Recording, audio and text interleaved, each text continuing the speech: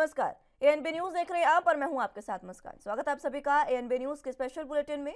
GST council की बैठक होने जा रही है। अब ये बैठक हंगामेदार रहने वाली है या फैसला असरदार होगा, ये देखने वाली बात होगी। चंडीगढ़ में होने वाली जीएसटी परिषद की बैठक में कुछ वस्तुओं की जीएसटी दरों में बदलाव किया जा सकता है, जबकि 215 से अधिक वस्तुओं के दरों में यथास्थिति बनाए रखने के लिए फिटमेंट समिति की सिफारिशों को मान लिया जाएगा। केंद्रीय वित्त मंत्री निर्मला सीतारमण की अध्यक्षता में और सभी राज्यों और केंद्र शासित प्रदेशों के प्रतिनिधियों की जीएसटी परिषद की 47वीं बैठक 28-29 जून को होने वाली है। परिषद की बैठक 6 महीने बाद हो रही है। बैठक में दर को युक्तिसंगत बनाने के अलावा विपक्ष शासित राज्यों को क्षतिपूर्ति के भुगतान पर गर्मागर्म चर्चा हो सकती है। इस बैठक में कर दरों पर अधिकारियों की समिति या फिटमेंट कमेटी द्वारा प्रस्तावित दरों पर विचार किया जाएगा। समिति ने कृत्रिम अंगों और ऑर्थोपेडिक प्रत्यारोपण पर एक समान 5% जीएसटी दर लागू करने की सिफारिश की है। समिति ने रोपवे यात्रा पर जीएसटी दर को वर्तमान में 18% से घटाकर 5% करने की भी सिफारिश की। जीएसटी परिषद में राज्यों के वित्त मंत्रियों के समूह की 2 रिपोर्ट भी पेश की जाएगी। जीएसटी परिषद की बैठक में विपक्ष शासित राज्य राजस्व घाटे की क्षतिपूर्ति को जारी रखने की पुरजोर वकालत करेंगे। दूसरी ओर केंद्र ऐसे किसी कदम को तंग राजकोषीय स्थिति का हवाला देते हुए रोकना चाहेगा। जीएसटी क्षतिपूर्ति कोष में कमी को पूरा करने के लिए केंद्र ने 2020-21 में 1.1 लाख करोड़ रुपए और 2021-22 में 1.59 लाख करोड़ रुपए का कर्ज लिया और राज्यों को जारी किया। उपकर संग्रह में कमी की वजह से ऐसा किया गया। गौर हो कि लखनऊ में जीएसटी परिषद की 45वीं बैठक के बाद केंद्रीय वित्त मंत्री निर्मला सीतारमण ने कहा था कि राज्यों को राजस्व की कमी के लिए मुआवजे का भुगतान करने की व्यवस्था अगले साल जून में समाप्त हो जाएगी। देश में वस्तु और सेवा कर को 1 जुलाई 2017 से लागू किया गया था और राज्यों को जीएसटी के क्रियान्वयन के कारण होने वाले किसी भी राजस्व के नुकसान के एवज में 5 साल की अवधि के लिए क्षतिपूर्ति का आश्वासन दिया गया था। दूसरी ओर महंगाई को लेकर भी एक बड़ा फैसला इस बैठक में हो सकता है। महंगाई को बढ़ाने में पेट्रोल और डीजल और इसके साथ रसोई गैस की कीमतों का बड़ा हाथ रहा है। अब संकेत है कि सरकार इस बारे में स्थायी विकल्प पर विचार कर रही है। जीएसटी काउंसिल की बैठक में बड़ा फैसला लेकर पेट्रोल और डीजल और रसोई गैस की कीमतों पर जनता को बड़ी राहत दे सकती है सरकार। प्रधानमंत्री नरेंद्र मोदी की आर्थिक सलाहकार परिषद के अध्यक्ष विवेक देबरॉय ने सरकार के इस कदम के संकेत दिए हैं। देबरॉय ने कल और परसों चंडीगढ़ में होने जा रही जीएसटी काउंसिल की बैठक से पहले कहा कि इस बैठक में पेट्रोलियम पदार्थों को जीएसटी के दायरे में लाने पर काम किया जा सकता है।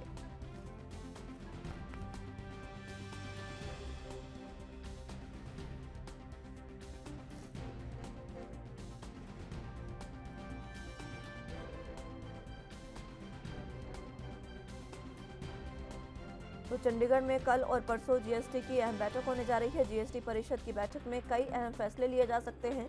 ये फैसले काफ़ी अहम है क्योंकि 47वीं जीएसटी की ये बैठक है और इस बैठक में ये जो फैसले होंगे उसके बाद नई दरें जो है जीएसटी की वो लागू होंगी। आपको बता दें कि पेट्रोल डीजल, क्योंकि महंगाई जिस तरीके से लगातार बढ़ती रही है, इस महंगाई को कंट्रोल करने के लिए जिस तरीके से पेट्रोल, डीजल और इसके साथ रसोई गैस का एक अहम हाथ होता है, इसीलिए पेट्रोल डीजल को हमेशा से ही जीएसटी के दायरे में लाने की कोशिश जो है वो विपक्ष करता रहा है। ये मांग उठाती रही है विपक्ष। लेकिन अब जिस तरीके से इस बार ये कहा जा रहा है कि इस बैठक में इस पर चर्चा हो सकती है और इस बैठक में जीएसटी काउंसिल की इस बैठक में पेट्रोल डीजल को जीएसटी के दायरे में लाने पर विचार हो सकता है। देखना होगा कि अगर ये फैसला होता है तो ये जनता के लिए सबसे अहम फैसला होगा, क्योंकि अगर पेट्रोल डीजल जीएसटी के दायरे में आता है तो पेट्रोल और डीजल दोनों पर ही 30 रुपए के जो दाम है वो गिर जाएंगे, वो कम हो जाएंगे। इसलिए जीएसटी काउंसिल की बैठक इस बार आम जनता के लिए अहम मानी जा रही है।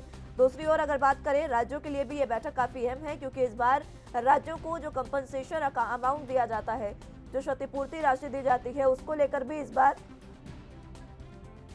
इस पर विचार किया जा सकता है, इस पर चर्चा हो सकती है, क्योंकि जो गैर बीजेपी शासित राज्य हैं वो राजस्व की मांग कर सकते हैं। और क्योंकि लगातार ये आरोप लगता रहा है कि जीएसटी काउंसिल की बैठक में हमेशा चर्चा होती है, लेकिन जीएसटी का पैसा अभी तक, जो जीएसटी की रकम है वो अभी तक राज्यों को नहीं दी गई है। इस वजह से राज्य जो है वो अपना काम पूरे तरीके से नहीं कर पा रहे हैं।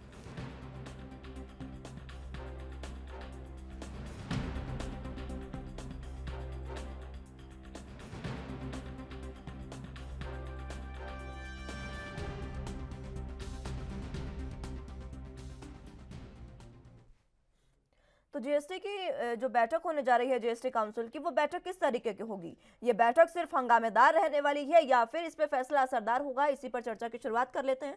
तमाम गेस्ट हमारे साथ मौजूद हैं, उनका तारुफ आपसे करवा देते हैं।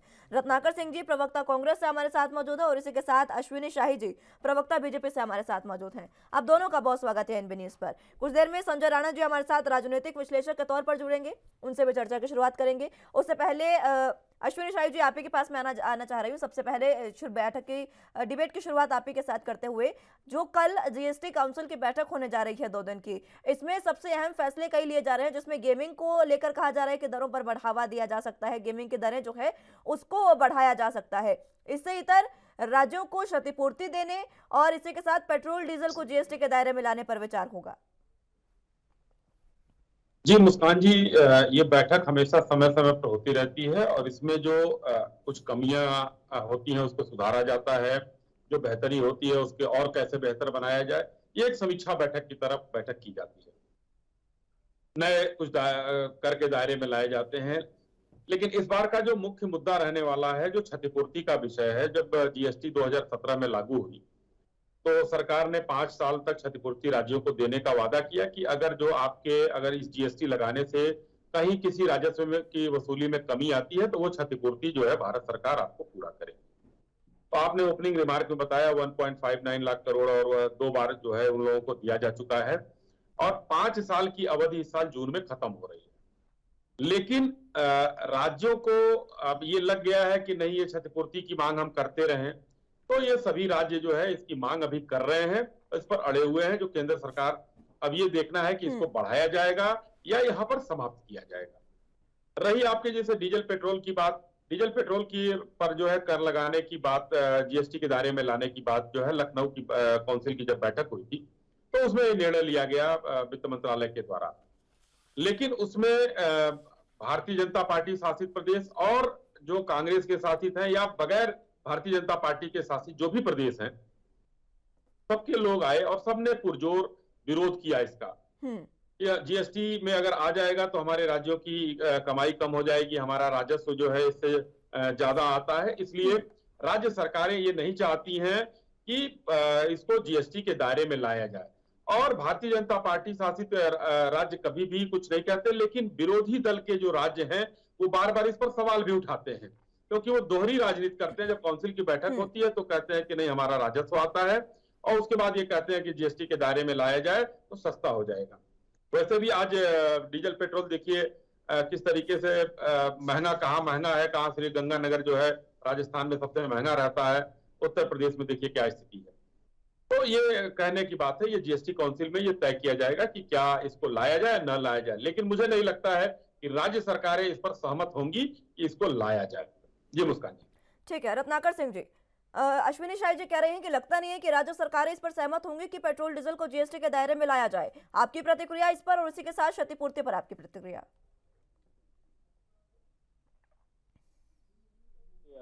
राज्य सरकारें जो है इससे आपत्ति लेती हैं कि जीएसटी को दायरे में नहीं लाया जाए। ये बीती बातों को बार बार दोहराते हैं।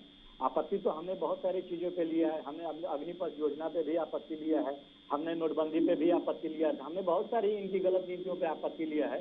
तो उनको सुधारी करने का काम नहीं करते हैं, और जिस चीज से ये लोग जनता के पॉकेट से ज्यादा पैसा उगाने की जो चेष्टा जिस प्रकार से करते हैं, उससे ये दिखाते हैं कि हमारी आपत्ति है, इसलिए हम जीएसटी के दायरे में पेट्रोल और डीजल को नहीं लाएं। तो ये इनका जो बयान है, कहीं न कहीं यह जो है सुविधा की राजनीति जिसे कहते हैं, वो सुविधा की राजनीति ये कर रहे हैं। और हम राहुल गांधी जी भी और कांग्रेस पार्टी पूरी तरह से ये मांग कर रही है कि पेट्रोल और डीजल को जीएसटी के दायरे में लाया जाए। और आप जो काउंसिल की बैठक है, देखिए उसमें कौन विरोध कर रहा है, कौन नहीं कर रहा है। हम तो मांग कर रहे हैं कि लाइए उसको, क्योंकि जिस प्रकार आप लोग पेट्रोल और डीजल के दामों में बढ़ोतरी कर दिए हैं, कहीं न कहीं जनता उसे त्रस्त है। महंगाई आज देख लीजिए कितनी बढ़ी है।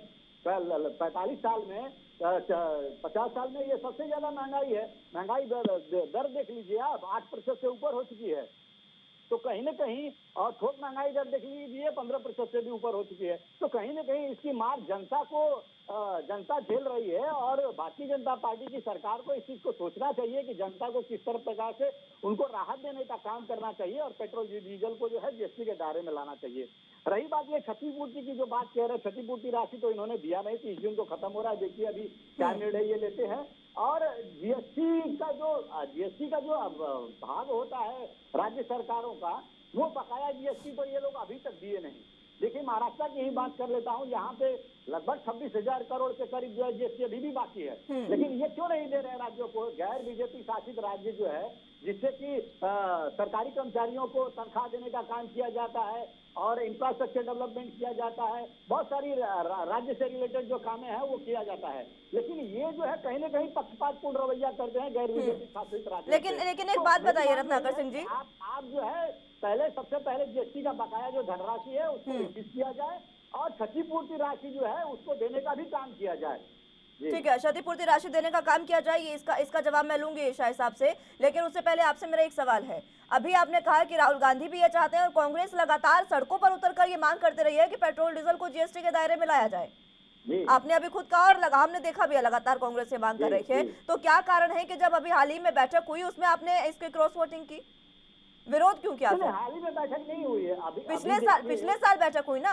हाँ, अभी जिस प्रकार से 1 साल के दौरान देख लीजिए कितना डीजल और पेट्रोल में रेट में बढ़ा दिया इन लोगों ने। नहीं तो आप तो शुरुआत से मांग कर रहे हैं ना रत्नाकर सिंह जी। मुस्कान जी सुन लीजिए मेरी बात। 1 साल पहले की बात को आज करना बेमानी है। आज आप जीएसटी काउंसिल की बैठक कर रहे हैं, उसमें कांग्रेस पार्टी ये मांग कर रही है कि पेट्रोल और डीजल को जो है जीएसटी के दायरे में। नहीं, बेमानी क्यों है? कांग्रेस तो लगातार पिछले 4, 4.5 साल, 5 साल से इंतजार कर रही है। कांग्रेस तो 4, 4.5 साल से मांग कर रही है ना कि पेट्रोल डीजल को लाया जाए जीएसटी के अंदर, जीएसटी के दायरे में लाया जाए। तो फिर आपने पिछले साल क्यों क्रॉस वोटिंग की? आप कह रहे हैं पिछले साल की बात गलत है, लेकिन मेरा ये सवाल है आपसे, मैं जानना चाह रही हूँ कि कारण क्या था जो आपने क्रॉस वोटिंग की, और इस बार तो नहीं करेंगे, इस बार तो है ना फेवर में।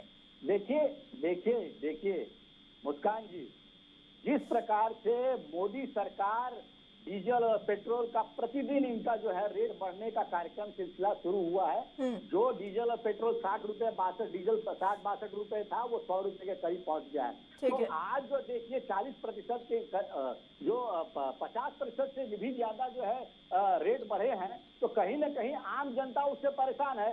तो अगर जीएसटी में अगर ये लाया जाए तो इससे जनता को राहत मिलेगी। हम आज मांग कर रहे हैं, और जीएसटी काउंसिल में भी हम समर्थन करेंगे कि इसको जीएसटी पेट्रोल और डीजल को लाया जाए जीएसटी के दायरे में। ये लाके तो दिखाएं। ये देखिए ये क्या है। ठीक है, मैं रोकना चाहूंगी रत्नाकर सिंह जी, आपको माफी के साथ रोकना चाहूंगी। आ रही हूँ एक बार फिर से आपके पास। फिलहाल आप चर्चा की शुरुआत एक बार फिर से कर लेते हैं। जीएसटी काउंसिल पर हम बात कर रहे थे, कल ये बैठक होने जा रही है और ये बैठक काफी अहम रहने वाली है। तमाम गेस्ट हमारे साथ मौजूद हैं, एक बार फिनिश से उन्हीं का रुख कर लेते हैं। और राजनीतिक विश्लेषक हमारे साथ दीपक राय जी मौजूद है। बहुत स्वागत है दीपक राय जी आपका बीएनबी न्यूज पर। रत्नाकर सिंह जी, आप अपनी बात पूरी करें। ये मेरा यही कहना है कि जो भी है जीएसटी की क्षतिपूर्ति है वो गैर बीजेपी शासित जो राज्य हैं वो जो मांग कर रही हैं उनको पूरी किया जाए, और पेट्रोल डीजल को जीएसटी के दायरे में लाया जाए। और देखिए मैं ये कहना चाहूंगा कि जीएसटी जिस प्रकार से भारतीय जनता पार्टी ने जिस प्रकार से जीएसटी को लागू किया, कहीं ना कहीं वह जो है व्यापारियों के लिए एक बहुत बुरा स्वप्न सा था।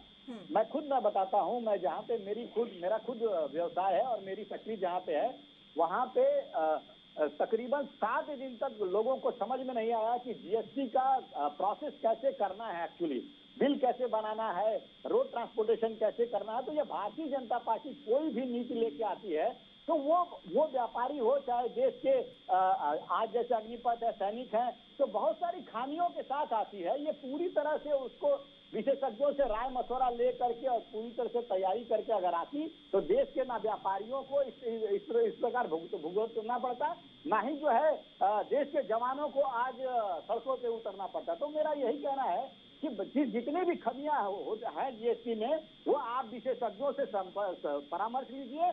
और जो मैं कहूँगा कि सैकड़ों बार जीएसटी में बदलाव किया जा चुका है। सुन लीजिए, सैकड़ों बार जीएसटी में बदलाव किया जा चुका है और अभी भी निरंतर वो प्रोसेस बदलाव करने का चालू है। मेरा कहना ये है कि कहीं ना कहीं आप जो प्रोसेस जो जीएसटी लेके आए हैं, कानून लेके आए हैं, उसमें इतनी सारी कमियों के साथ आप क्यों लागू करते हैं? आप जो है उसको विशेषज्ञों से, मेरा रिक्वेस्ट है कि उसे विशेषज्ञों के साथ बैठकर परामर्श करके और उसको सही तरीके से और लागू किया जाए, जिससे कि व्यापारियों को भुगतना न पड़े। आपकी कमियों का खामियाजा हमेशा व्यापारी भुगतते आए हैं। वित्त मंत्री सीतारमण जी है, 10 सेकंड डालूंगा, यही वित्त मंत्री सीतारमण जी है जो कहती है, क्या पुणे में जब मीटिंग होता है व्यापारियों के साथ तो कहती है कि बहुत सारी खामियां हैं जीएसटी में, लेकिन हम दूर करेंगे। तो ये क्यों इस तरह की परिस्थितियां पैदा करते हैं जिसका भुगतान व्यापारी करते रहे, देश की जनता करती रहे? तो ये भारतीय जनता पार्टी को सोचने का विषय है। ठीक है जी, अश्विनी शाह जी जल्दी से जवाब दे दीजिएगा, उसके बाद मैं दीपक राय जी के पास जाऊँ। जी जी जी, देखिए मैं हमारे भाई रत्नाकर जी जो है कांग्रेस से जो है इन लोगों को आरोप लगाने से समय नहीं मिलता है। 2-3 चीजें स्पष्ट कर दूं। जब पिछली बैठक हुई थी तो केरल हाईकोर्ट का एक आदेश था, उसमें जो है जीएसटी पर ये लाया जाए डीजल पेट्रोल पर, लेकिन सबसे पहला जीएसटी काउंसिल की बैठक से पहले महाराष्ट्र और केरल ने ही विरोध कर दिया कि नहीं, इससे हमारा, केरल ने कहा हमारा 8,000 करोड़ का नुकसान हो जाएगा, महाराष्ट्र ने अलग कहा। तो मेरा जो ये कहने का मतलब है कि आज जो काम हो रहा है वो काम पूरे देश में सर्वसम्मत से किया जा रहा है। रत्नाकर जी ने कहा कि विशेषज्ञों की राय नहीं ली जा रही है। पूरे प्रदेश, चाहे कांग्रेस शासित हो, भाजपा शासित हो या अन्य, और सबके सहमति से ये सारा प्रोग्राम बनाया जाता है। और देश में जब मैं मुस्कान जी बताना चाहूंगा, कोई भी नई चीज लाई जाती है तो उसमें खामियां हो जाती है, तो खामियां हो जाती है। जीएसटी काउंसिल की बैठक में उसको सुधारा जाता है, कोई बुराई नहीं है। तभी चीजें इसमें ऐसा नहीं कोई परफेक्ट हो गया एकदम से। विशेषज्ञ उसमें बहुत है, खाली विशेषज्ञ राहुल गांधी कांग्रेस में ही है, इसकी परिकल्पना भाई देश नहीं कर सकता है। लेकिन यहाँ पर सारे विशेषज्ञ बैठे हुए हैं, जीएसटी से लेकर सारे राज्यों के लोग उसमें मेंबर हैं। और मुस्कान जी आखिरी बात में ये कहना चाहूंगा कि जो आज के समय में स्पष्टता से मैं कहूंगा कि जो भी व्यापारी चोरी करता था और जिसको चोरी में भरोसा है वही जीएसटी में भरोसा नहीं रखता है, नहीं तो बाकी ईमानदारी से काम करने वाले सारे लोग आज प्रसन्न है, देश प्रसन्न है। और एक लाइन और सुन लीजिए, चंडीगढ़ की मैं बात बताऊं, हमेशा जीएसटी में अव्वल रहता है। चंडीगढ़ का राजस्व जो है मई में 167 करोड़ का वसूली था, अप्रैल में 37 करोड़ पिछले जो है अधिक हुआ। तो ये चीज जो है कहीं, और पिछले साल अप्रैल में 250 करोड़ का चंडीगढ़ का था। तो ये राजस्व जो है राज्यों को मिल रहा है। और अब जो व्यापारी है वो सैकड़ों तरह के जो टैक्स है उनसे बचकर एक जीएसटी, अब सबका रिटर्न भी टाइम पर आता है, जीएसटी फाइल करने का भी अब आसान तरीका हो गया। तो बहुत सी चीजों को आसान किया गया है। और ये बड़ा चीज जब किया जाता है तो थोड़ी बहुत कठिनाई आती है। कांग्रेस ने तो सिर्फ आरोप लगाने का दम भरा। आ रही हूँ रत्नाकर सिंह जी, एक बार दीपक राय जी का कमेंट लेते हूँ, उसके बाद मैं आ रही हूँ आपके पास। दीपक राय जी, क्षतिपूर्ति पर इस बार बात हो सकती है क्योंकि 30 जून को ये जो आखिरी समय था इसका, 5 साल के जो समय दिया गया था, समय सीमा थी, वो खत्म हो रही है वो अवधि। अब 30 मुस्कान जी बढ़ा दिया गया, मैं आपको थोड़ा सा इंटरप्ट कर रहा हूँ मुस्कान जी, वो 2026 तक बढ़ा दिया गया। जी चलिए ठीक है, 2026 तक बढ़ा दिया गया है। लेकिन फिर भी इस पर सबसे अहम बात तो रहने वाली है ना, क्योंकि जो राज्य है वो क्षतिपूर्ति की मांग इस बार करने वाले हैं। और जब क्षतिपूर्ति की मांग करेंगे तो बीजेपी की ओर से ये बात कही जा सकती है कि राजकीय कोष जो है उसका हवाला देकर इस बार भी ये जो कंपनसेशन अमाउंट होता है इसको रोका जा सकता है। क्या ऐसा कुछ होने वाला दीपक राय जी? मुस्कान जी देखिए, ऐसा कुछ अभी तो न्यूज आ रही कि बढ़ा दिया गया 2026 तक। और सबसे बड़ी चीज कहीं न कहीं जो है ऐसा कुछ हो नहीं सकता, क्योंकि जब एक कमिटमेंट सेंट्रल गवर्नमेंट ने कर दिया कि 5 साल तक जो है ये कॉम्पनसेशन हम देते रहेंगे। लास्ट 2 साल में देखिए कोरोना की वजह से काफी जो सेंट्रल गवर्नमेंट ने काफी लाखों करोड़ रुपया राज्य को दिया है, वो भी कर्ज लेके, तो वो भी कहीं कहीं से वसूल कर रहे हैं, उनका सेंट्रल गवर्नमेंट का भी कॉम्पनसेशन हो रहा है। तो मुझे ऐसा कोई ऐसी चीजें नहीं दिखती है जहाँ पे सेंट्रल गवर्नमेंट इनकी क्षतिपूर्ति को रोकेगी। ठीक है, लेकिन कांग्रेस का लगातार ये आरोप है कि हमें नहीं दिया जा रहा है जीएसटी का पैसा, जीएसटी की राशि नहीं दी जा रही है। तो इनके मुख्यमंत्री क्यों नहीं कह रहे? कल को किसी मुख्यमंत्री ने ये नहीं बोला कि, किसी मुख्यमंत्री ने ये बोला, उन्होंने बोला कुछ भी नहीं दिया जा रहा है, लेकिन ये बोला कि कुछ कम नहीं दिया, कम नहीं। ये अब उनकी डिमांड है, जितना मुझे मिलना चाहिए उतना नहीं मिल रहा है, ऐसा नहीं दिया जा रहा है। वो कहते फिर तो स्टेट गवर्नमेंट कैसे चलती? 2 साल में इन्होंने कहां से रिसोर्स देना है? कहीं कहीं से तो कॉम्पनसेट हो रहा है, लेकिन वो तो है ही, जो इनकी डिमांड है शायद उसके हिसाब से पूरा न मिल पा रहा हो, ये मैं मान सकता हूँ। तो वो कितना जस्टिफाइड अमाउंट वो मैं नहीं कह सकता अभी इसमें। जी ठीक है, एक पेट्रोल डीजल जीएसटी के दायरे में आने की इस बार बात की जा रही है, इस पर भी अपनी छोटी सी प्रतिक्रिया रखिएगा। नहीं, ये चीज नहीं आ सकती, पेट्रोल डीजल नहीं आ सकती। देखिए ओपन मार्केट वो चीजें हैं गवर्नमेंट ने किया, वो सही भी चीज है। जिस दिन आप जीएसटी के अंदर ला देंगे तो शायद कहेंगे और भी कॉम्प्लिकेशन आएगी और भी जो है विपक्ष और हावी हो जाएगा। तो ये प्रैक्टिकल नहीं है। आप उसको ओपन उसमें रखिए, मार्केट में रखिए डीजल पेट्रोल को, जब तक ये चल रहा है। तो उसको लाने से और भी कॉम्प्लिकेशन जो होंगी, शायद एक तरह से एक फाइनेंशियल जो बर्डन है सेंट्रल और स्टेट दोनों पड़ेगा, तो वो शायद और भी चीजों को आर्थिक स्थिति को और भी खराब करने की तरफ ले जाएगा। ठीक है, रत्नाकर सिंह जी आप अपनी बात रखें। और ये जो बात पूछी दीपक राय जी ने आपसे कि अगर जीएसटी की राशि नहीं मिल रही है तो मुख्यमंत्री क्यों नहीं कह रहे, इस पर जवाब दीजिएगा। जी जरूर। पहले मैं दीपक जी की बातों को पे आ जाता हूँ, फिर उसके बाद अश्विनी भाई की बात जो कर रहे हैं उनकी बात। देखिए दीपक जी जो कह रहे हैं कि नहीं आ सकती है, प्रैक्टिकल नहीं है, तो क्या इसका खामियाजा भारत की जनता भुगतेगी? बिल्कुल नहीं। आप विशेषज्ञों की राय लीजिए, जो भी चीजें हो सकती है कहीं ना कहीं जनता को राहत पहुंचाने का काम जो है भारतीय जनता पार्टी की सरकार को करना है। आप सिर्फ एक एक्सक्यूज नहीं दे सकते हैं, या कोई भी विशेषज्ञ ये नहीं कह सकता कि इसको जीएसटी के दायरे में नहीं लाया जा सकता। फिर क्यों आपके मंत्री और आपके जो मंत्रालय कहता है कि इस पे विचार चल रहा है, क्यों नहीं बैठकें बुलाई जा रही है? बैठकें बुलाई जाए, उसको किस तरह से फिजिबल बनाया जाए, संभव बनाया जाए, जिससे कि जनता को इतना जो धनराशि न देना पड़े, जनता के पॉकेट से इतनी टैक्स न चुकाना पड़े। तो ये कहना कि नहीं हो सकता है, प्रैक्टिकल नहीं है, ये तो हाथ खड़ा करने के बराबर है, ये मैं मान नहीं सकता। और दूसरी बात मैं कहूंगा कि ये कह रहे थे कि मुख्यमंत्रियों ने कहा नहीं है अभी तक, शायद इनको मुख्यमंत्रियों का स्टेटमेंट शायद इन्होंने देखा नहीं है। बहुत सारे मुख्यमंत्रियों ने जब जीएसटी की बैठक होती है तो इन लोगों ने बहुत बार मांग किया है, बहुत बार मांग किया। छत्तीसगढ़ के भूपेश बघेल जी, महाविकास आघाड़ी की सरकार उद्धव ठाकरे जी ने बहुत बार मांग किया कि हमारे जीएसटी जो बाकी पैसे हैं वो पैसा रिलीज किया जाए, क्यों नहीं रिलीज किया जा रहा है? तो ये मांग जो है बराबर निरंतर होती आ रही है, जिसको ये भारतीय जनता पार्टी की सरकार जो अनदेखा करने का काम करती है, क्योंकि वो बार बार इनका एक ही रोना रहता है कि भाई जो है इतना नुकसान हो रहा है, कोविड में ये हो गया, कोविड में हो गया, ये हो गया, सारी चीजें होती है। और ये निरंकुश जो भारतीय जनता पार्टी की सरकार जो कोविड में यहाँ पे तक कि इन्होंने वैक्सीन पे भी जीएसटी लिया, मास्क पे भी जीएसटी लिया, सैनिटाइजर पे भी जीएसटी लिया, तो आम आदमी को जो राहत पहुंचाने का काम करने की जगह उनसे हमेशा जब भी मौका मिला है तो उनके पॉकेट से टैक्स जो है वो ऐंठने का काम भारतीय जनता पार्टी की है।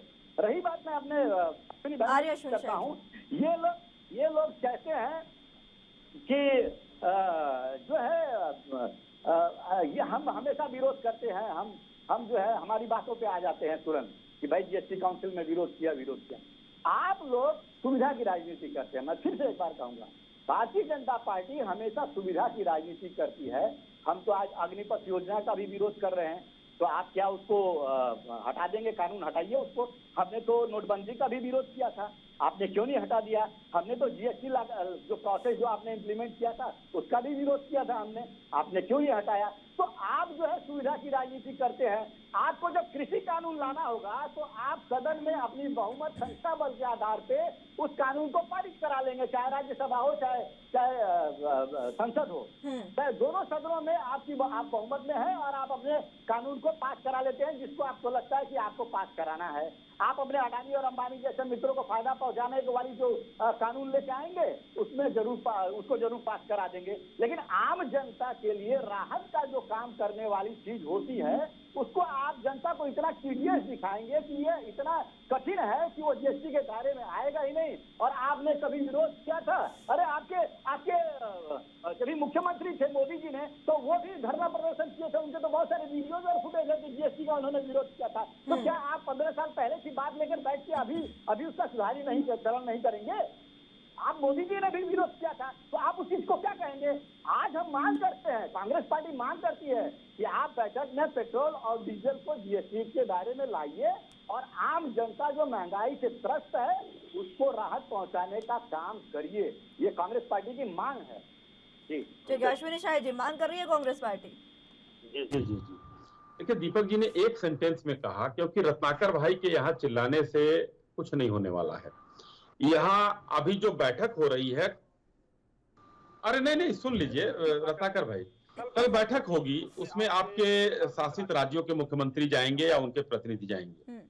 आप उनसे कहिए ना कि कल की बैठक में ये सवाल उठाएं, क्योंकि मैंने आपको अभी बताया, एएनबी न्यूज के माध्यम से मैंने देश की जनता को बताया कि केरल हाईकोर्ट का फैसला था, जिसको माननीय वित्त मंत्री जी ने लखनऊ की बैठक में उठाया था, जिसके पहले, उसके उठाने से पहले केरल हाईकोर्ट ने कहा था कि इसको जीएसटी के दायरे में लाया जाए, लेकिन इसको उठाने के पहले ही महाविकास अघाड़ी जो आपकी है और केरल की सरकार खुद ने, बैठक हुई उसके पहले, सितंबर में बैठक हुई थी, उसके पहले ही इन लोगों ने कहा कि नहीं, हम इसको टैक्स के दायरे में नहीं लाया जा सकता, जीएसटी के दायरे में नहीं लाया जा सकता। केरल ने तो 8,000 करोड़ का आंकड़ा भी जारी कर दिया कि हमारा 8,000 करोड़ का नुकसान होगा।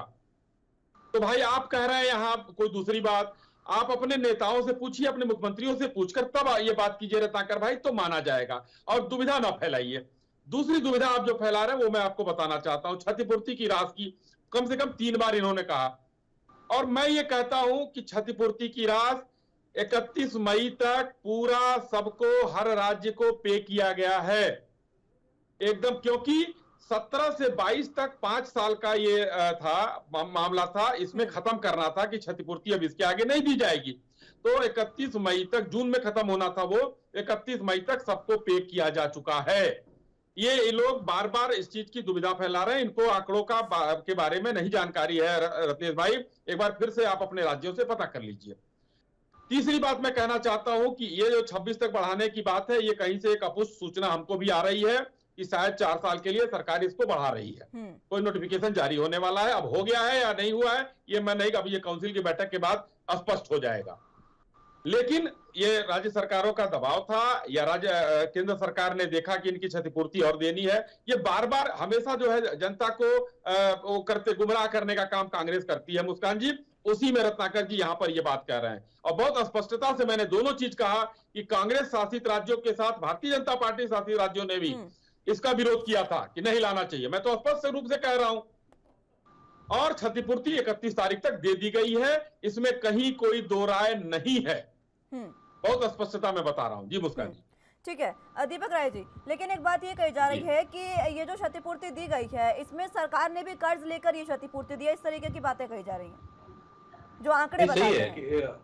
जी हाँ, सेंट्रल गवर्नमेंट ने कर्ज लेकर ही राज्यों को कॉम्पनसेट किया है, ये बात सही है, और उसका उनको आ रहा है, उन्होंने सेस लगा के जो है वो अमाउंट रिकवर कर रहे हैं, तो ये चलता रहेगा, जब तक नहीं रिकवर होगा तब तक चलता रहेगा। तो इसमें कोई सेंट्रल गवर्नमेंट का भी वो नहीं कि आप उन्होंने कोशिश की है हेल्प करने की स्टेट गवर्नमेंट की, तो वो कहीं से रिकवर कर रहे हैं। तो ये देखिए, ये एक साउंड इकोनॉमी की जो है, अगर आप अर्थव्यवस्था को सही दिशा में ले जाना चाहते हैं तो ये करना पड़ेगा। आप देखिए, सब्सिडी देके चाहे और भी करके, आज जैसे अभी कांग्रेस के रत्नाकर जी बोल रहे थे, तो आप देखिए कई चीजों को जनता के फायदा के लिए आप शॉर्ट टर्म तो गेन दे सकते हैं, लॉन्ग टर्म कहीं जाके जो है, आज श्रीलंका, चाहे बांग्लादेश, पाकिस्तान और छोटे छोटे जो साउथ अफ्रीकन इकोनॉमी है वो कोलैप्स होती रही है, तो उस तरफ नहीं बढ़ना चाहिए। आप देखिए, आज थोड़ा सा कष्ट दे सकते हैं जनता को, आप 2-4 साल 5 साल कष्ट दीजिए, लेकिन उसके बाद चीजें सही होनी चाहिए। तो शायद ये जो स्टेप है गवर्नमेंट का उसी तरफ है कि अगर आप पेट्रोल और डीजल को लाते हैं जीएसटी में, तो सबसे बड़ी चीज देखिए, उसके दाम जो है अभी फॉर द टाइम बिंग तो घट जाएंगे, लेकिन आगे जाके जो है वो कहीं कहीं दोनों पूरे इकोनॉमी को लॉस होने वाला है। जो उस पर भार पड़ेगा, जो आर्थिक बोझ पड़ेगा सेंट्रल गवर्नमेंट, स्टेट गवर्नमेंट के, वो आप कॉम्पनसेट नहीं कर सकते। तो आप ये जितनी काउंसिल में जब भी मीटिंग में ये बात कही गई है, लेकिन शायद वो कहीं वो ये बातें निकल के बाहर नहीं आती हैं। हमेशा चर्चा होती है लेकिन पूरी बातें निकल कर नहीं आती हैं, इसीलिए लोगों को पता नहीं चलता है। लेकिन आर्थिक बोझ तो पड़ना ही पड़ना है, क्योंकि आप डीजल और पेट्रोल को ओपन मार्केट इकोनॉमी की तरफ को किया गया है, ओपन मार्केट के उस पर व्यवस्था पे रखा गया है, वो शायद सबसे अच्छी व्यवस्था है आज के उसमें परिप्रेक्ष्य में। ठीक है दीपक राय जी, लेकिन कांग्रेस हवाला देती है जिस तरीके से कहा गया था कि एक देश एक टैक्स की बात कही गई थी, इसी को लेकर कहा जा रहा है कि अब जीएसटी पेट्रोल डीजल जो है उसको जीएसटी के अंडर लाया जाए, लेकिन आपने कहा कि ये प्रैक्टिकल है, इसको नहीं लाया जा सकता। मैं समझना चाहूंगी आपसे कि आखिर क्या कारण है इसको नहीं लाया जा सकता। इसका कोई तो ऐसा हम कह सकते हैं कि विकल्प हो सकता है जिससे जनता को महंगाई से राहत मिले, क्योंकि अगर जीएसटी के अंडर पेट्रोल डीजल आता है तो लगभग 30 रुपए तक का जो दाम है उसमें गिरावट हो सकती है। नहीं, उसका ये प्रैक्टिकल नहीं है, इस पर कई बार बातें हुई हैं, जीएसटी काउंसिल में और भी निकल के बातें आई हैं, बहुत डिस्कशन हुआ, लोग कहे कि 30 रुपए घट जाएगा, नहीं घटने वाला कुछ भी नहीं है, आप फॉर द टाइम भी घटा देंगे। लेकिन जो देखिए पेट्रोल के डीजल के दाम है वो क्रूड ऑयल इंटरनेशनल प्राइस पे डिपेंड करते हैं, तो आप टैक्सेशन से बहुत आगे उसमें बहुत अधिक चेंजेस नहीं ला सकते। जब तक वहाँ के दाम जो है जिस पे गवर्नमेंट खरीद रही है वो कम नहीं होता तब तक आप देखिए जो जीएसटी हुआ चाहे वैट हुआ करके नहीं कर सकते। तो जीएसटी से एक तो कॉम्प्लिकेशन ये बढ़ेगी कि एक तो उसका जो है जो स्टेट और सेंट्रल गवर्नमेंट दोनों का वो उस पे पड़ेगा, टैक्सेस बढ़ेंगे।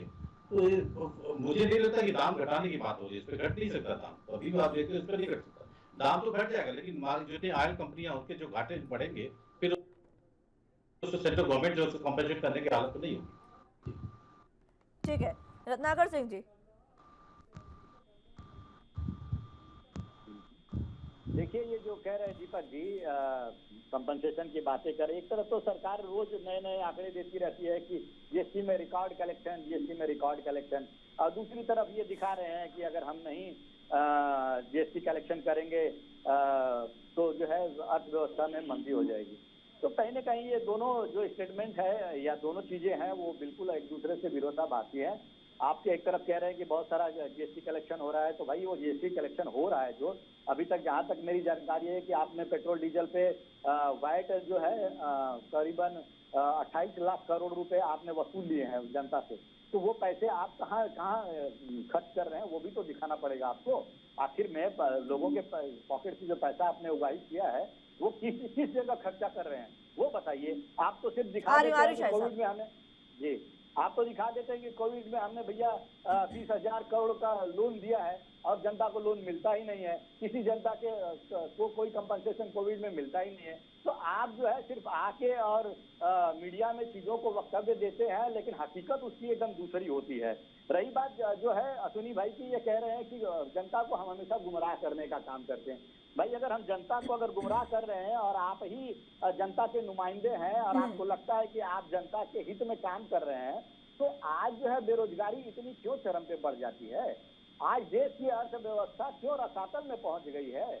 आज महंगाई जो है वो क्यों सबसे ज्यादा हो गई है? तो अगर आप जनता के हितैषी हैं तो इन सब मुद्दों पे भी तो कहीं न कहीं दिखना चाहिए। आज जनता त्राई कर रही है, आप जनता के हित की बात कह रहे हैं, आप कह रहे हैं कि हम जनता को गुमराह करें। अरे हम तो विपक्ष में हैं, हम तो आपकी गलत नीतियों को जनता को बताएंगे और कहेंगे कि आपने कहाँ गलत काम किया है। तो जनता को गुमराह करने का तो काम आप लोग कर रहे हैं, हम तो जनता को सच्चाई बताने का काम करते रहते हैं। जी ठीक है, शाहिद साहब कुछ कहना चाह रहे थे। जी देखिए मुस्कान जी, कांग्रेस के लोग जो है जो बात कहते हैं, मैं थोड़ा सा उसमें करेक्शन करता हुआ थोड़ा सा चल रहा हूँ, क्योंकि गुमराह तो ये लोग कर ही रहे हैं, उसमें करेक्शन करने का काम सरकार का है कि जनता तक सही बात जाए। अभी 105 रुपए के आसपास, 100 रुपए से ऊपर का डीजल पेट्रोल हो गया था, और डीजल का अभी केंद्र सरकार ने टैक्स कुछ कम किया है और टैक्स कम करने के बाद 100 रुपए से नीचे आया है कई जगह। लेकिन अभी भी मैंने राजस्थान की बात की, श्रीगंगानगर में देख लीजिए क्या स्थिति है। बिल्कुल। दूसरा मैं कहना चाहता हूं, एक तो केंद्र सरकार ने वो कम किया, दूसरा केंद्र सरकार ने 10% बायोडीजल एथेनॉल मिलाना शुरू कर दिया है। इससे रेट में काफी कमी आई है। आज का मैं लखनऊ की मैं बात बता रहा हूं, मैं लखनऊ में हूं, 93 से 94 रुपए पेट्रोल एथेनॉल मिला हुआ 10% मिल रहा है। कुछ दिन बाद सरकार फिर 10% और मिलाने की तैयारी कर रही है कि हम 20% इसको अगर मिलाएंगे। चीनी का एक्सपोर्ट रोक दिया गया है और बहुत सी चीजें ऐसी की गई हैं जो कि जनता तक ये पहुंचना चाहिए कि हम एथेनॉल 20% मिलाएंगे तो इसका मतलब कि 7-8 रुपए और कम होगा। ये मानकर चलिए कि फिर वो 90 रुपए से कम का पेट्रोल आने की संभावना है। लेकिन जो दीपक जी कह रहे हैं वो भी उसमें ऐड होगा कि जो इंटरनेशनल कीमतें जो घटती बढ़ती रहती हैं और मार्केट तय करता है वो भी रहेगा। तो सरकार का हमेशा रहेगा कि अपने 150 करोड़ 140 करोड़ जो देशवासी हैं उनको हम सस्ती चीजें मुहैया कराएं, क्योंकि सारी चीजों का इफेक्ट पड़ता है। डीजल पेट्रोल अगर महंगा होता है तो उसमें गुड्स के रेट बढ़ जाते हैं, सबका फ्रेट बढ़ जाता है, सारी चीजों का वो बढ़ जाता है। तो ये हो गया दीपक जी ने जो कहा, उसमें मैंने चीज कहा कि एक ये अच्छी चीज हो रही है देश में, इसको बताना जरूरी है। दूसरा रत्नाकर जी ने जो बार बार कहा कहाँ यूज किया गया, ये लोग सरकार से हिसाब बहुत मांगते हैं, हिसाब लेकिन देते नहीं है ये लोग। हिसाब इनके यहाँ राजीव गांधी फाउंडेशन का हिसाब आज तक देश को नहीं पता चला, दिया नहीं लोगों ने। बहुत सी चीजें हैं जो नहीं दिया, खैर इनकी सरकारें चली गई रसातल में। अब हम बताते हैं इनको कि थोड़ा सा मैं 1 मिनट का समय लूंगा मुस्कान जी। हिंदुस्तान का इंफ्रास्ट्रक्चर माननीय अटल बिहारी वाजपेयी जी के समय में सड़कें बननी शुरू हुई, उसके बाद जब मनमोहन सिंह और सोनिया जी की सरकार चल रही थी, तो वो इंफ्रास्ट्रक्चर पर लगभग जो है रोक लगा दी गई। उसके बाद देखिए 14 के बाद से कितने किलोमीटर ये लोग कितना बनाते थे और हम लोग रोज सड़कें कितना बनाते हैं, ये अपने आप में कई बार माननीय मंत्री नितिन गडकरी साहब ने देश को बताया है।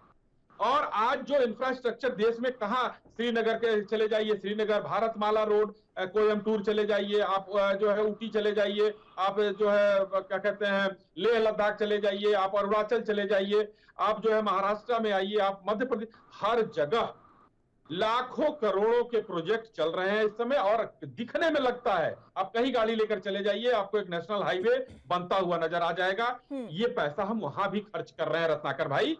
दूसरी चीज, पहले आप लोगों के समय में AK एंटोनी साहब आपके रक्षा मंत्री थे, उन्होंने कह दिया था राफेल खरीदने का पैसा ही नहीं मेरे पास है, जिस राफेल पर आप लोग सवाल उठाते हैं और माफी भी मांगते हैं।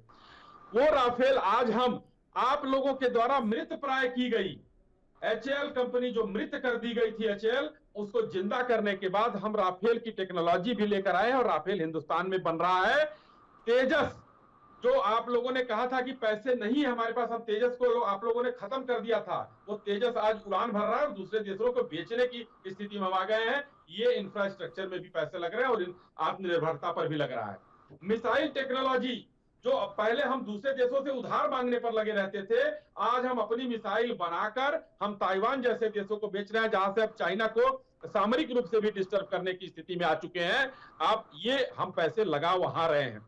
80 करोड़ परिवारों को, 80 करोड़ लोगों को हमने जो राशन दिया कोरोना काल में, वो भी हम वही दे रहे हैं। कोरोना का जो टीका लगाया वो भी दे रहे हैं। कोई वैश्विक महामारी हम लोगों के समय में, हमारी भी उम्र हो रही है इतनी, और अभी तक 100 साल में कोई नहीं आया अभी तक इस टाइप का कि आप लोगों ने कुछ किया हो। लेकिन ये हम लोगों को 2-3 साल झेलना पड़ा। उसमें GDP बहुत नीचे चली गई और देश को सबसे ज्यादा जल्दी उभार कर लाने वाली सरकार यही है। और आज आपको एक आंकड़ा और बता दूं, हिंदुस्तान सबसे ज्यादा तेजी से उभरती हुई अर्थव्यवस्था है। चाइना 8.1 से आ रही है और भारत 8.7 की स्थिति से GDP के दर से उभरता हुआ बहुत तेजी से अपनी अर्थव्यवस्था को संभालता हुआ देश है, जिसमें कहीं भी हम विश्व में पूरे मजबूत हैं। तो हमारी अर्थव्यवस्था भी मजबूत हो रही है। आप चिल्ला रहे हैं इस तरीके की बात। जी मुस्कान जी। ठीक है, रत्नाकर सिंह जी कहना चाह रहे हैं कुछ, आपकी बातों का जवाब देना चाह रहे हैं रत्नाकर सिंह जी। नई टेक्नोलॉजी लाना, ये कोई भी सरकारें हैं हमेशा प्रयासरत रहती हैं और नए आविष्कार होते हैं तो उसका फायदा जरूर मिलता है। लेकिन नया आविष्कार हो रहा है, उसका फायदा जनता को मिलना चाहिए और आपको करना भी पड़ेगा, ये समझ लीजिए। लेकिन मैं ये आज परिस्थिति ऐसी है, मैं ये कहना चाहूंगा कि 2014 रत्नाकर सिंह जी, माफी के साथ आपको टोकना चाह रही हूँ, जल्दी से बात खत्म करिएगा, समय समाप्त होता जा रहा है। दीपक राय जी के मुझे कमेंट लेने। जी एक मिनट में खत्म करता हूं। जी देखिए, जब 2014 में क्रूड का ऑयल $105 प्रति बैरल थे, तभी हम लोगों ने डीजल और पेट्रोल का क्या रेट था आप देख लीजिए। बिल्कुल। डीजल जो है वो तकरीबन 60 रुपए के करीब था और पेट्रोल 55 रुपए के करीब था और पेट्रोल जो है 71 रुपए के करीब था, जब क्रूड 100 पार था। आज क्रूड 100 बिलो है, लेकिन डीजल के दाम 100 रुपए और पेट्रोल के दाम 110-11 रुपए के करीब है। तो आखिर में आप जो ये कह रहे हैं कि नई टेक्नोलॉजी आ गई है, हम राहत पहुंचाएंगे, तो पहले क्यों नहीं राहत पहुंचा रहे हैं? ये आप क्रूड आए जब कम है दाम, तो उसको जनता को बेनिफिट देना चाहिए ना, वो आप तो दे नहीं रहे हैं, वो बढ़ा रहे हैं आप। मैं फिर वही बात कहना चाहूंगा, सिर्फ और सिर्फ इनका उद्देश्य यही है कि जनता के पॉकेट से पैसा लूटना और अडानी अंबानी जैसे लोगों को विश्व में और अमीर बनाते जाना, इनका यही उद्देश्य है। अभी जैसा अश्विनी भाई, और दूसरी चीज कहूंगा, अश्विनी भाई जैसा कह रहे थे कि हमने ये कर दिया, हमने वो कर दिया, इनकी बातों से ऐसा लग रहा था कि 2014 के पहले भारत देश तो कुछ था ही नहीं, 2014 के बाद ही भारत का उदय हुआ है। ये सारी चीजें, रेलवे, IIM, IIT, डैम, जो सेना, ये सारी चीजें तो इनके कार्यकाल में ही बनी हुई है। आपने राज किया तो कुछ तो करेंगे, तो जनता को मुंह दिखाएंगे आप। अरे भाई साहब, हमने कितना काम किया है वो देखिए आप। हमने इसरो बनाया, हमने IIT, विश्व की सबसे मतलब प्रौद्योगिकी संस्था जिसको बोलते हैं, जिसमें हमारे इंटेलिजेंस लड़के बनाया, IIM बनाया, हमने महान डैम्स बनाए, देश में भाखड़ा नांगल बांध जैसे बड़े बड़े डैम्स बनाए, हमने जो आप जिस स्कूल में पढ़े होंगे ना अश्विनी जी, वो स्कूल भी कांग्रेस ने ही बनवाया है, ये इतनी अरे तो गारंटी मैं 56 दे साल सकता आप हूं। रहे भाई, और आप अच्छी बात है ये, कुछ तो करना है जिसको आप जो रेलवे से आप ट्रेवलिंग करते रहेंगे ना, वो भी कांग्रेस ने ही बनवाया है। और आप जो सपना देखते होंगे अच्छी कि बात। बच्चे होंगे जब आप तो सपना देखते होंगे कि मैं भारत की फौज में जाना चाहता हूँ, वो भी भारत की फौज और इतनी सशक्त फौज जो है ना, वो कांग्रेस ने ही बनाया है। आप 2-4 आंकड़े गिना करके और ये दर्शाना लड़ाई में वेपन नहीं दे पाए, फौज तो बनाया आपने, जूते नहीं दे पाए उनको संसाधन नहीं दे पाए, लेकिन फौज बना दिया आपने। आप जनता को बरगलाने का काम करते हैं।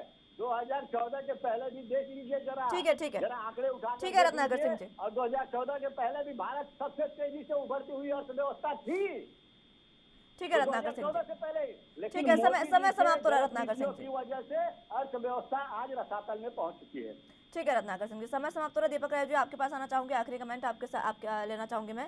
और सवाल ये, जिस तरीके से रत्नाकर सिंह जी ने कहा, और ये सवाल काफी अहम भी है, आपकी प्रतिक्रिया इस पर, जब इंटरनेशनल मार्केट में क्रूड ऑयल की कीमतें कम है तो हमारे देश में जो कीमतें हैं वो ज्यादा हो रही हैं, लेकिन जब उस समय क्रूड ऑयल की कीमतें ज्यादा थी तब भी हमारे देश में जो पेट्रोल डीजल की कीमत थी वो लगभग 70-80 के बीच में रही है।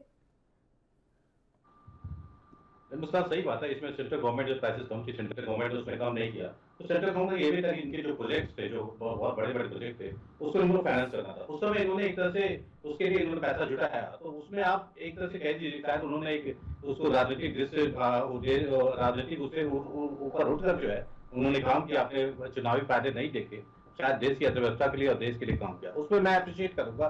उनके प्रोजेक्ट के लिए जो है, जो बड़े बड़े प्रोजेक्ट थे, चाहे आप सड़कों के लिए और भी जो प्रोजेक्ट है, उसके लिए उन्होंने पैसा जुटाया, तो वो चीज उससे मैं कितना ही देखे, तो वो मैं सही मानता हूँ, लॉन्ग टर्म उसको जनता को फायदे में क्या बताया। दूसरी तरफ मैं कहूँगा, देखिए आंकड़ों से बहुत अधिक वो नहीं कर सकते आप, बेरोजगारी और महंगाई से बीजेपी भाग नहीं सकती, उसके लिए काम करना था। आप फर्स्ट नंबर पे आ जाइए अर्थव्यवस्था, आज से जिस तरह से बेरोजगारी और महंगाई बढ़ रही है, शायद उससे इसको काबू करना होगा।